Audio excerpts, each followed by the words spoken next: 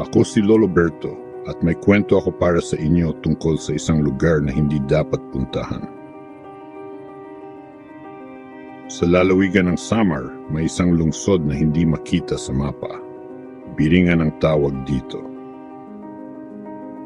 Maraming nagsasabi na dito nakatira ang mga engkanto, mga nilalang na hindi nakikita ng karaniwang tao.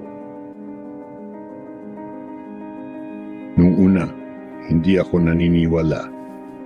Isa lang itong kwentong bayan, sabi ko sa sarili ko.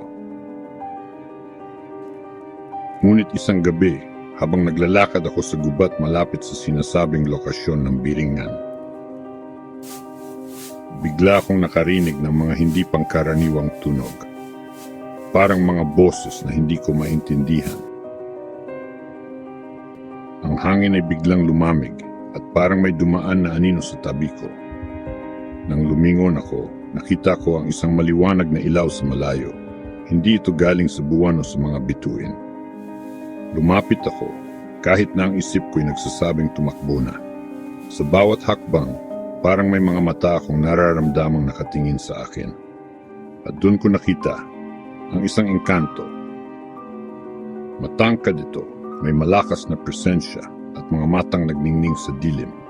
Ang buhok nito'y parang ginto at ang balat ay may kulay na hindi ko maipaliwanag. Nang tumingin ito sa akin, parang nawala ang lakas ng aking mga tuhod. Iniabot nito ang kamay sa akin na parang nagaanyaya. Sa sandaling iyon, naramdaman ko ang lakas ng kapangyarihan nito. Tumakbo ako pabalik, ang puso ko'y malakas na tumitibok. Parang may mga bulong sa hangin na sinusundan ako. Mula noon, alam ko na totoo ang Biringan at ang mga engkanto. May mga araw na parang naririnig ko pa rin ang kanilang mga tinig na tumatawag sa akin pabalik. Ito lang ang naiuwi ko mula sa aking pagkakataon. Isang paalala na ang mundo natin ay hindi lang ang nakikita ng ating mga mata. Kaya mga anak, mag-ingat kayo. Hindi lahat ng nakikita natin ang totoo at hindi lahat ng totoo ay nakikita. Ang Biringan at ang mga engkanto, sila'y tunay na umiiral.